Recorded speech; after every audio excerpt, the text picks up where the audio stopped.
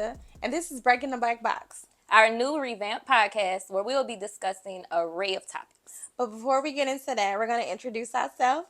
Go ahead, Davionne. All right, so I'm Davionne. I am a mother of two. I'm also an actress. I've been acting for quite some time. I started off with theater back in elementary school, high school, and then I slowly maneuvered to film, which is what I'm currently doing now. But I still do theater every now and then. Okay. Mm-hmm. Superstar. A little bit. I'm Tabitha. I am a mother of four. I just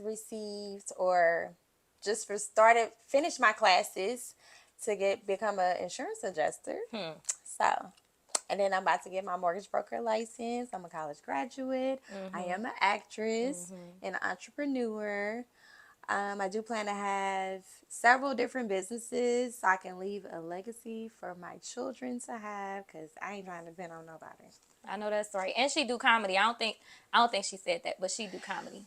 I only do comedy when I feel like it. I don't know why she keeps trying to plug that in everywhere. She do stand up. I don't. Yes, she do. It was just a test ride. And it was good. Okay. Next. So, anyway, moving on. So we have like a set of questions that we want to ask each other just so y'all can get to know us better. I'm going to go first. Okay. I'm scared, y'all. Why are you scared? I don't know. Girl. Okay. So, how did we meet? ooh, okay, that one's easy. So we met on set, actually. Shout out to James. Shout out to Donna Rose and John Ali. We met on their set, actually. We were filming a comedy called Bad Pastors. We had a time. It was fun. And James asked if I wanted to be a part of it, and then Tab signed on for it.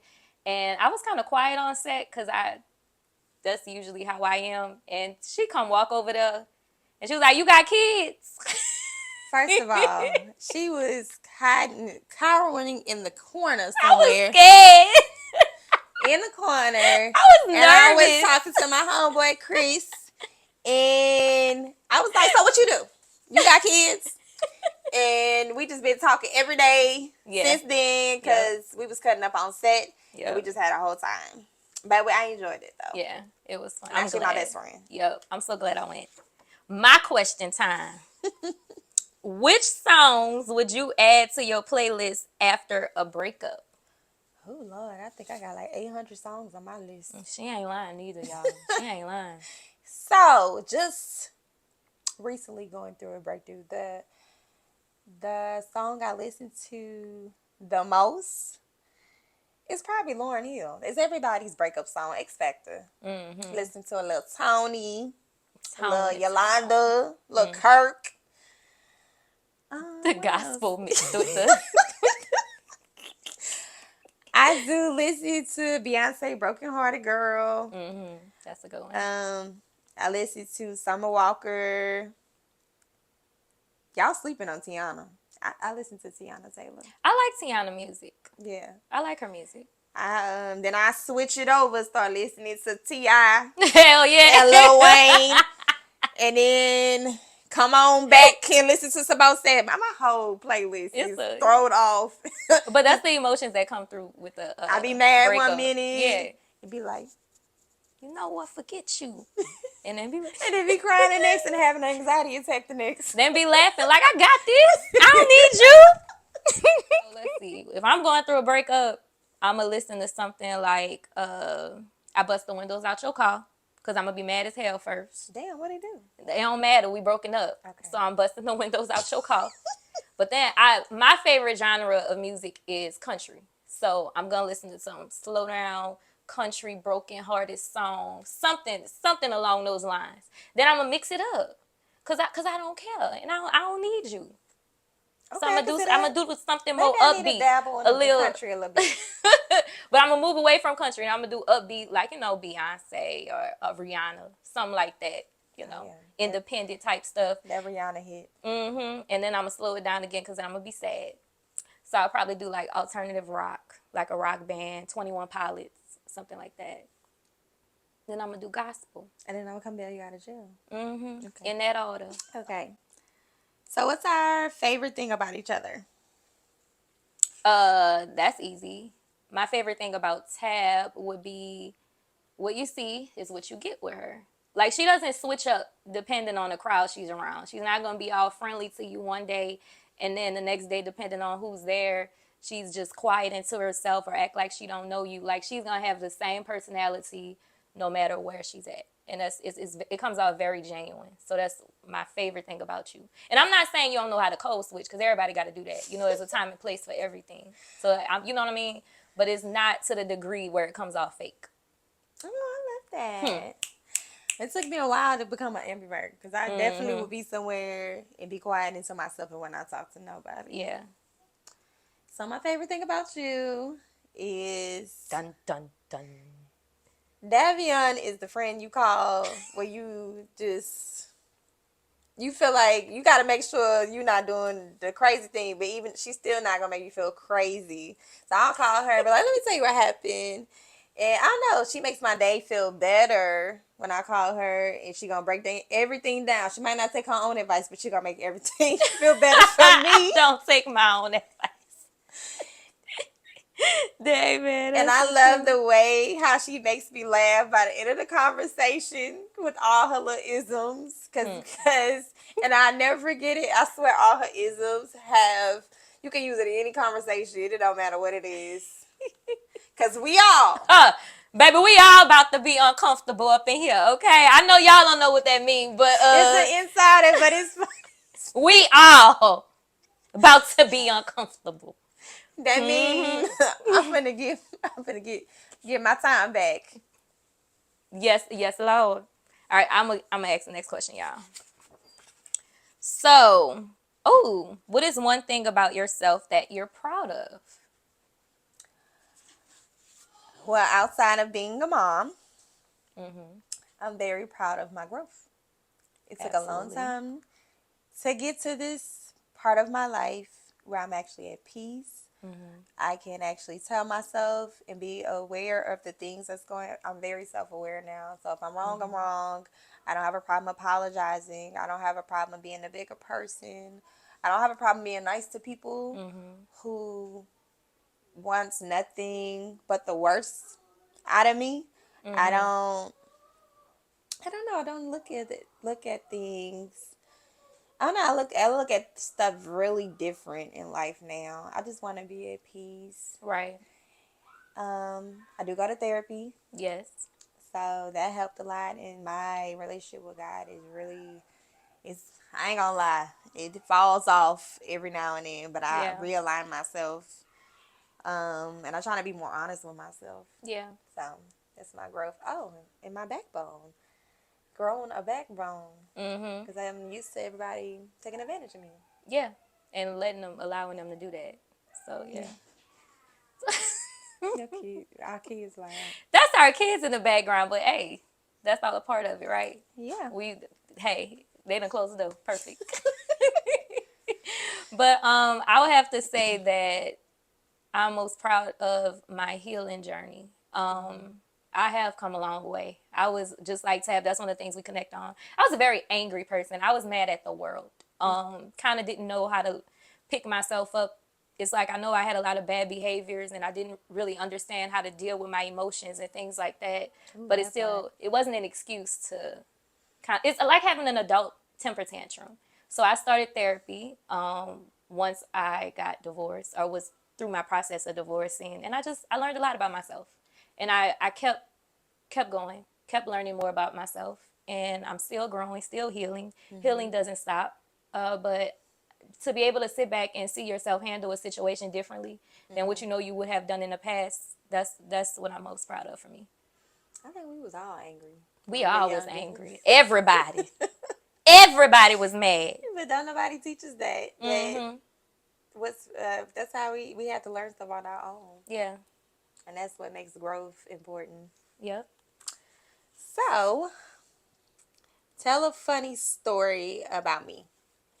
Child. I'm trying to think which one is appropriate to talk about. Wait, what do you mean? Appropriate? I'm gonna just paraphrase. The way Tam handles arguments uh, with her significant other at the time. My ex-husband. Soon to be ex-husband, but he an ex-husband in my head. She's very theatrical. I think that's what everything. Yeah, and we both are. And the way she describes the stories, even when she knows she could have handled something a different way, or even if she goes back and apologizes, it's just the way she explains the story. Like, Tab need to be on somebody's stage. So I'm gonna let you go next. Okay, so if you could give your younger self advice, what would it be? To love on myself more than I love somebody else. Ooh. Yes, to find myself first before I try to jump in relationships, try to be in a mom role, anything. Yeah, Just focus on me and love myself. that's a good one. Yeah. Mine would be being okay with saying no. Ooh, that's a good one. Baby, I was a people pleaser. We was all people pleasers. And it's okay. To the greatest extent. I felt guilty telling people no.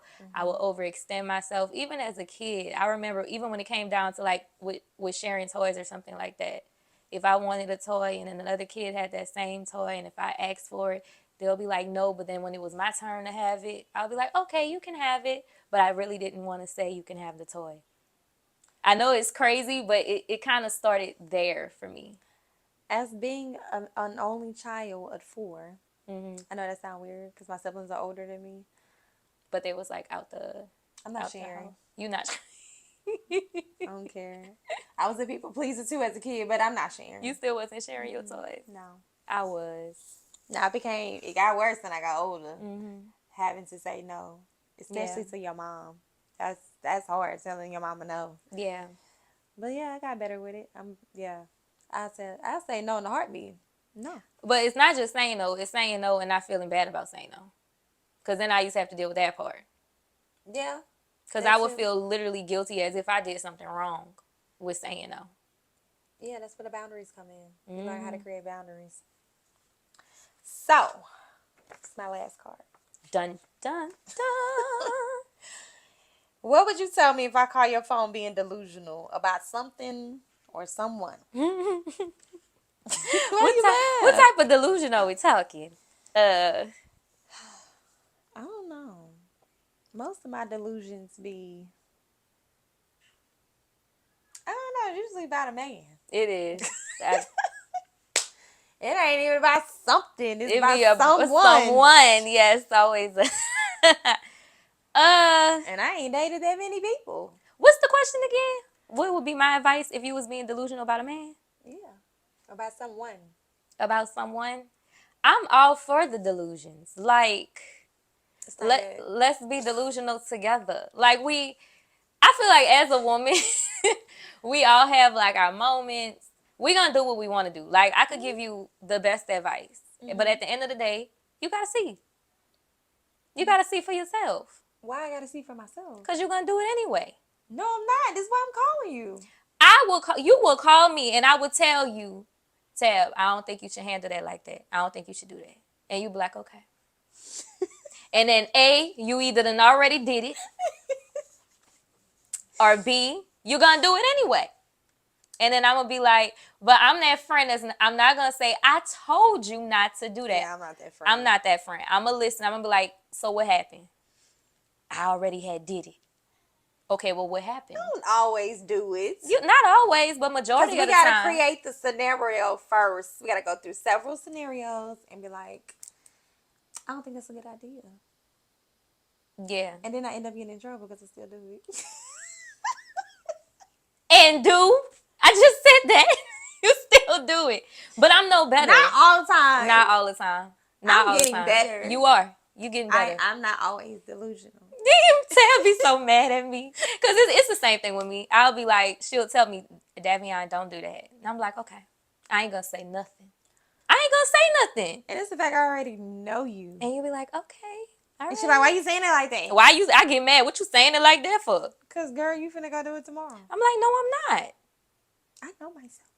And then in a little while, sometimes it's only about 10 minutes. 5. 5 one time. It was 1 minute. I said I counted down to 60 seconds, and then I was like, you know what? I gotta say something. I can't do this. Even when I was on the phone with you, you was like, I'm doing it. I got a question. I got questions, and my questions need answers. And then you And I'll like, be like, Davionne, just call me back. Just call me back. No.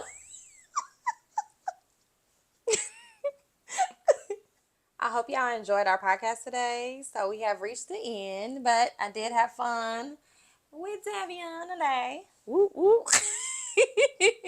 I always gotta be extra. I hope you guys enjoyed our first episode. There's many, many more to come, so stay tuned for that. We plan to drop them on Wednesdays. Yeah, on Wednesdays. You're gonna get the first episode this month because it's our birthday month. It is Leo season. And I'm about to be newly single. Newly single and ready to. Y'all know the rest. Y'all know the rest. But y'all have a good day.